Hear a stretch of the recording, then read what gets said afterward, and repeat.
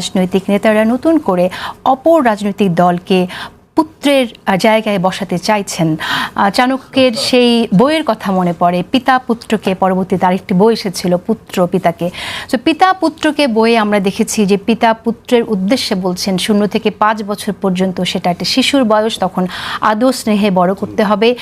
6 থেকে 15 বছর পর্যন্ত তখন একটু শাসন করতে হবে। 16 বছর পরবর্তী বয়সে গিয়ে সে সম্পূর্ণ স্বাধীন, তখন আর পুত্র না, তাকে দেখতে হবে বন্ধুর দিক থেকে। কিন্তু একটি রাজনৈতিক দল কেন আরেকটি রাজনৈতিক দলকে আসলে পুত্রই বা কেন বলছে, সেই বিষয়টি নিয়ে আমরা আজ কথা বলবো।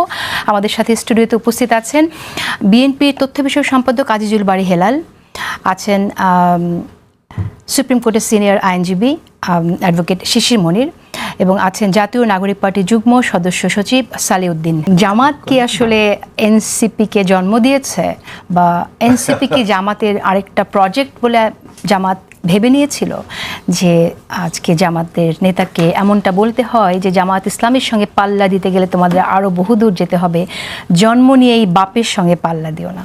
এটা আসলে কে কাকে জন্ম দিয়েছে এই প্রশ্নে না, প্রশ্ন হলো আসলে এনসিপি যারা গঠন করেছেন তাদের যে অভিজ্ঞতা এবং বয়স, আর বাংলাদেশে অন্যান্য যে সমস্ত রাজনৈতিক দল আছেন তাদের যে অভিজ্ঞতা এবং বয়সের মধ্যে একটা বাস্তব পার্থক্য আছে। তাই বলে কেউ ছোট কেউ বড় এরকম না, এটা আমি ইন্ডিকেট করছি না। আমি ইন্ডিকেট করছি না দেখা, ব্যান্ড হওয়া, নতুন করে যাত্রা শুরু করা, আবার চলা, অনেক ক্রাইসিস মোকাবেলা করা, ভালো দিন পার করা, খারাপ দিন পার করা, এই যে একটা লম্বা অভিজ্ঞতা, এই অভিজ্ঞতার রাস্তাটুকু অন্যান্য অনেক রাজনৈতিক দলের হয়তো অন্য ধরনের অভিজ্ঞতা বা এই লাইনের অভিজ্ঞতা না। এই হয়তো উনি এটা বোঝাতে চেয়েছেন, কিন্তু এটা কাউকে আন্ডারমাইন হওয়া করার জন্য নয়। কিন্তু আমি ওই একটা যে ফেসবুক স্ট্যাটাসটা নিয়ে এই বিতর্কের সূচনা হয়েছে, বিশেষ করে জুলাই সনদ স্বাক্ষরকে কেন্দ্র করে কিন্তু সূচনা হয়েছে, আপনি দেখবেন। হ্যাঁ, সেই পরিপ্রেক্ষিতেই কথাটা শুরু হয়েছে কি করে, কিন্তু এবং সেটা থেকে ওই জিনিসটাকে বাদ দিয়ে আলোচনা করলে এটার নিশ্চয়ই বাদ দিতে চায় না সেই বিষয়টা আমি আনতে চাই নিশ্চয়ই। কিন্তু সেটা জবাবে কি আপনারা এই কথাটা বলবেন কি না, যে জন্ম নিয়ে বাপের সঙ্গে পাল্লা দিও না, বা আমরা আপনাদের এত আমলে নিই না, এখনই সমালোচনা করো না, সামনে বহুদূর দেখা যাবে, এটাকে আপনি আমলে নিচ্ছেন না, সেই বিষয়টা একটু বুঝিয়ে বলবেন কেন? আসলে আইসোলেটেড দেখলে প্রপার ইন্টারপ্রিটেশন হবে না, আপনাকে দেখতে হবে তার আগে সিরিজ অফ ইভেন্টসকে কেন্দ্র করে। আপনি যখন একটা ঘটনাকে বিশ্লেষণ করবেন বা টেক্সটকে বিশ্লেষণ করবেন, তখন আপনাকে কনটেক্সট দেখতে হবে। কনটেক্সট ছাড়া টেক্সটের বিশ্লেষণ হয় না। এই কনটেক্সটটা শুরু হয়েছে জুলাই সনদ স্বাক্ষর অনুষ্ঠানে যাওয়া না যাওয়াকে কেন্দ্র করে, এবং এনসিপি সেখানে অংশগ্রহণ করে নাই, স্বাক্ষরও করেন নাই, অন্য রাজনৈতিক দল করেছেন। এটাকে কেন্দ্র করে পরবর্তীতে আমরা দেখেছি একটা ফেসবুক স্ট্যাটাস। এই ফেসবুক স্ট্যাটাসে একটা দলের প্রধান কতগুলো কথা বলেছেন, কথাগুলো আমি বলতে চাই না, শব্দগুলো আমি আলোচনার মধ্যে আসবে, আপনি বলতে পারেন। এই শব্দগুলো উচ্চারণ করেছেন, কার কি ভূমিকা ছিল না ছিল উচ্চারণ করেছেন। ওই ফেসবুক স্ট্যাটাসটাকে আমার মনে হয়েছে আরেকটু শালীনতা বজায় রেখে দিলে ভালো হতো। আমি কাউকে ফেসবুক স্ট্যাটাস দেওয়া থেকে বিরত থাকতে হবে এই কথা বলছি না, এ কথা আমি বলবো না কোনোদিন, এটা তার ব্যক্তিগত স্বাধীনতা, ফ্রিডম অফ এক্সপ্রেশন তার আছে। কিন্তু আমি মনে করি শব্দ চয়ন করার ক্ষেত্রে আমরা যদি কেয়ারফুল হই, তাহলে এই বিতর্কগুলো অটোমেটিক এড়ানো যায়।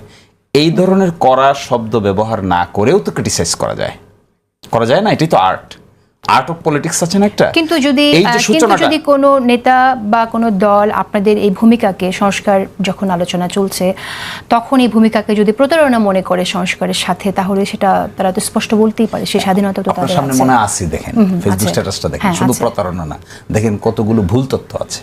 আচ্ছা, এবং জলজ্জান্ত আমরা যেখানে হাজির ছিলাম, আমি যেখানে কন্ট্রিবিউট করেছি, সেই সমস্ত ব্যাপারে ফ্যাকচুয়ালি কত ইনকারেক্ট কথা দেখেন। আচ্ছা, এগুলো থাকতে হয় না, আমারও থাকতে হয় না। আমিও যদি ভাই সম্পর্কে ঐকমত্য কমিশনে আমার সালাউদ্দিন ভাই কি বলেছেন আমি দেখিনি, বিটিভিতে দেখা যায়নি এটা। এখন আমি যদি ওনার সম্পর্কে একটা ডিরোগেটরি কমেন্ট করি, আমি ঠিক হবে আমার না? অ্যাডভোকেট শিশির মনি, কিন্তু এটা তো সত্যি যে যখন কিনা আলোচনা চলছিল তখন আপনারা 106 এর আন্ডারে এই সরকারি অন্তর্বর্তী সরকারি আপনার অসাংবিধানিক সেই কথাটা নিয়ে এসেছেন, সেটা কিন্তু নাহিদ ইসলাম বলেনি। এটা আমি অ্যাড করছি, যেটা এই সংস্কার চলছে, সবাই আপনার এই সরকারের অধীনে একটি নির্বাচনের দিকে তাকিয়ে আছে, ঠিক সেই মোমেন্টে আপনি এমন আলোচনা নিয়ে আসলেন যে এই সরকারটাই অসাংবিধানিক।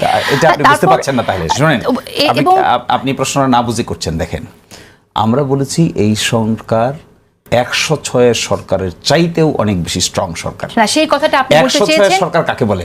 না, আপনি ওই কথাটা বলতে চেয়েছেন এই সরকারকে অনেক ম্যান্ডেট দিতে গিয়ে। আপনি এই সরকারের ম্যান্ডেট অসীম, সেই কথাটা বোঝানোর জন্য আপনি তুলেছেন। কিন্তু এই সরকারের ম্যান্ডেট অসীম সেটা যদি আপনি প্রমাণ করতে না পারেন, সেটা প্রমাণ করার জন্য আপনার যে কন্ডিশনগুলো দরকার সেই কন্ডিশনগুলো ফুলফিল না করেন, তখন কিন্তু আপনি এই সরকারকে অসাংবিধানিক জায়গায় ফেলে দিচ্ছেন। আপনার একটা ফাইট না, এটা আপনি হয়তো লিগ্যাল আপনি কি কনস্টিটিউশন ল পড়েছেন? আমি এই জায়গায় কনস্টিটিউশনাল ল অবশ্যই কিছু তো জানি, কিছু তো করতেই হয়েছে আমাদের না জেনে দেশের বলছেন। জন্য। 106 মানে কি? 106 is an advisory jurisdiction. What does it mean? Okay. It means একটা অভ্যুত্থানের সরকারকে আপনাকে আমাকে এক্সপ্লেইন করতে দেন। Issue, you raise the issue, I have to answer the question. 7-1 এর যখন জনগণের ক্ষমতা বলে গঠিত সরকার যখন বলবেন this government is much more powerful, এটাকে বলে কনস্টিটিউয়েন্ট পাওয়ার। এটাকে আপনি যখন 106 এর সরকার বলছেন আর আপনি বলছেন যে আমি অবৈধ বলতেছি, আমি অবৈধ বলছেন যে আমি 106 এর সরকার বলে যখন নির্বাচনের আয়োজন করতে যাচ্ছে এই সময় আমি এটার বৈধতার প্রশ্ন তুলেছি। তাহলে আপনি বুঝেন স্পিরিট, আপনি স্পিরিট বুঝেন না। বরং আমরা বলছি এই 106 এর সরকারের চাইতেও আর্টিকেল 7 অনুযায়ী গঠিত গণ অভ্যুত্থানের সরকার দুনিয়ার যে কোনো সরকারের চেয়ে পাওয়ারফুল। প্রশ্ন উঠেছিল সরকারের ম্যান্ডেট কি? ওকে, আই গট ইট। কিন্তু এই সরকার তো 106 অধীনেই গঠিত হয়েছে এবং সেই প্রশ্নটা আপনি এমন সময় নিয়ে এসেছেন যখন আসলে অনেক দূর, অনেকটা পথ চলে গেছে। 106 গঠিত হয় নাই, 106 গঠিত হয়েছে। এটা হলো পপুলার ইনফরমেশন পেয়েছেন। পপুলার ইনফরমেশন পেয়ে এটার পিছনে যে চিলে কার নিয়ে গেছে, সকলেই ধরতেছে চিলে কার নিয়ে গেছে। কেউ একবার হাত দিয়ে দেখে না যে আসলে কান জায়গায় আছে কি জায়গায় নেই। 106 এর অ্যাডভাইজারি অপিনিয়নটা দেখেছেন, পড়েছেন? 8 লাইনের অ্যাডভাইজারি। তার মানে আপনি বলতে চাইছেন যে সরকারের বৈধতা নিয়ে কোনো প্রশ্ন ছিল না? বৈধতা নিয়ে কোনো প্রশ্ন নাই, কিন্তু বৈধতাটা মাচ মোর স্ট্রঙ্গার। 106 এর আশ্রয়ের আর্গুমেন্ট যারা করেন তারা সরকারকে উইক করছেন।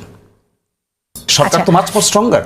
সেটা গণ অভ্যুত্থানের সরকার হিসেবে কনস্টিটিউশনের জুরিসপ্রুডেন্সের ভিতরে 7-1 এর অধীনে যে সরকার গঠিত হবে। দ্য পয়েন্ট, আমরা যে জায়গাটায় ছিলাম সেখানে যদি আসি, আমি জানি যে এই বিষয় আলোচনা করলে অনেক সময় লাগবে। সেটা হচ্ছে যে আমি কেন এই প্রসঙ্গটি তুললাম, নিম্নকক্ষের আলোচনা, নিম্নকক্ষে পিয়ারের আলোচনা, এমনকি এই যে 106 এই আলোচনাগুলো দিয়ে আমার কাছে মনে হলো যে তখন সংস্কার কমিশনের আলোচনা যেন একটু। ধন্যবাদ। এবং আমার সাথে উপবিষ্ট বিজ্ঞজীবী যারা আছেন, বিশেষত সুপ্রিম কোর্টের আইনজীবী, আমার শ্রদ্ধা ডিপার্টমেন্টের বড় ভাই শিশুমন্দির ভাই সহ যারা উপস্থিত আছেন, সবাইকে আমার পক্ষ থেকে সালাম এবং শুভেচ্ছা। তো আসলে যেহেতু পিতা পুত্রিক, সো আসলে বয়স হিসাবে আমি যেটা দেখলাম বর্তমান বাংলাদেশের পলিটিক্যাল এই যে পুরো স্পেকট্রাম, বয়স হিসেবে আসলে জামাত ইসলামী হচ্ছে সর্বপ্রাচীন। তো সেক্ষেত্রে তারা আসলে বাপ না বরং দাদার ভূমিকা পালন করতে পারে। কারণ তারা প্রায় 1940-এর দশকে না 50-এর দশকের মধ্যে 1900 তখন তাদের 1941 সালে প্রতিষ্ঠা। তা আবার নতুন করে দেখলাম যে কোনো একটা টক শোতে গণ অধিকার পরিষদের রাশেদ খানও বলতেছে যে আমার জন্ম না হইলে এনসিপি জন্ম হইতো না। রাশেদ খান বলতেছে আর কি। তো এখন আবার রাশেদ খান ভাইদের জন্ম তো আমরাও তো বেসিক্যালি তাদের সাথেই বেড়ে উঠছি 2018-19-এর দিকে। তো এখন তাদের মধ্যে একটা ফাইট হইতে পারে আর কি, গণ অধিকার এবং জামাতের মধ্যে। তারপর যেটা তারা ফিক্স করতে পারে, যারা জয়ী হবে তারা মোটামুটি দাদার আসন কিংবা নাতির আসন ক্লেম করতে পারে আর কি। তো এখন ইস্যুটা হচ্ছে কি, অভ্যুত্থান পরবর্তী সময়ে আমরা একটা জিনিস বলেছি, আসলে একটা প্রজন্মগত রূপান্তর ঘটছে। জেনারেশনাল আপনি বলতে পারেন, এটা আপহিবল বলতে পারেন, চেঞ্জ বলতে পারেন, বা ট্রান্সফরমেশন বলতে পারেন।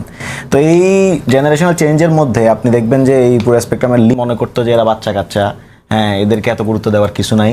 মোটামুটি লিগ ব্যস্ত ছিল, যেটা গোয়েন্দা বিভিন্ন রিপোর্টে পরবর্তীতে অভ্যুত্থান পরবর্তী বিভিন্ন আমরা রিপোর্টে পড়েছি, তারা আসলে ব্যস্ত ছিল যে এখানে বিএনপি, জামাত সহ যারা বড় বড় রাজনৈতিক দলগুলো আছে প্রতিষ্ঠিত, তাদের এই সকল ঝড় ঝঞ্ঝাট মোকাবেলায় তারা ব্যস্ত ছিল। তারা ক্যাম্পাসগুলোতে স্টুডেন্টরা এভাবে তারা নতুন করে সংগঠিত হবে।